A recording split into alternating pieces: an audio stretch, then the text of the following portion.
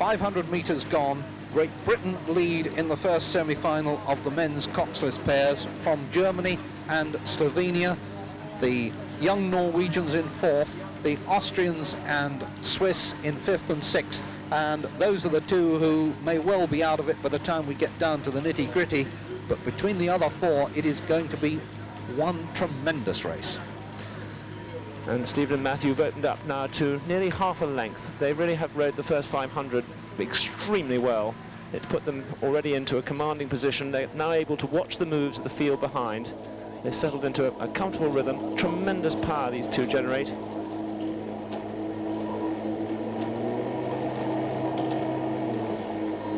And their attitude throughout the week has been one of buoyant confidence, very relaxed, full of good humour, full of self-belief. So they've opened up nearly to a length now. They're moving very well together. Tremendous push away off the finish. The boat just surges away.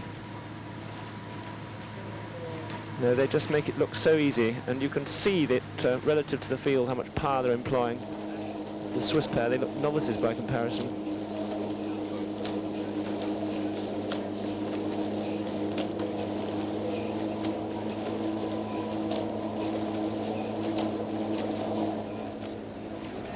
Redgrave and Pinsent lead the way for Great Britain as we come to halfway in this first semi-final of the men's coxless pairs.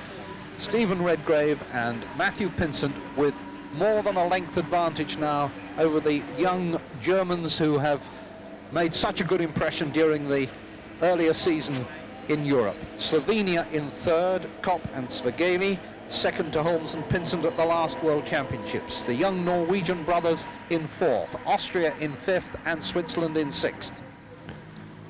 And I think Stephen and Matthew put in a burst after halfway, and they're pulling away even further. And the feel of this pace, it just shows their class.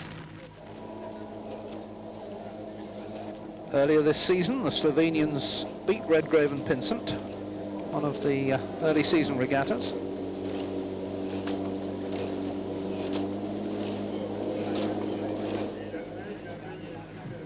Neck and neck with the Germans, who also beaten them once, but it was at a time when Stephen was under the weather. He was suffering from what was later diagnosed as a colitis, a bug he picked up when training at altitude in South Africa earlier in the season. And quite clearly he's truly returned to form. He's really making this look extremely easy. First three will go to the final. These are Holzenbein and von Ettingshausen of Germany.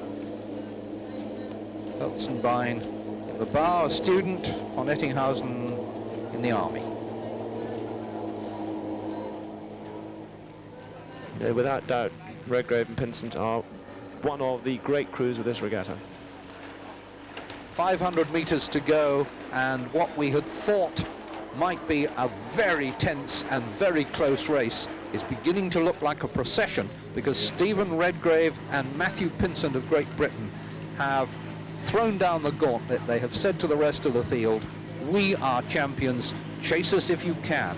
They lead into the last 500 metres by a length and a half from Slovenia, the Germans just over 2 lengths back, and then Norway, Austria and Switzerland. And psychologically they've done a complete demolition job here. They have shown both the two contenders for their crown that they are way out in front. They're now just settling down, sitting easily on the field. I think these three crews now are well clear of the remainder, so there really isn't that much pressure, but there's no doubt in the minds of both the Slovenians and indeed the Germans that come the final, they're going to have a great deal of work to do. Chemistry has a lot to do with the making of a championship crew, and the experience and the skill and the technique of Redgrave and the power and the ebullience of Pinsent do really seem to work like magic on each other. Redgrave and Pinsent coming home majestically.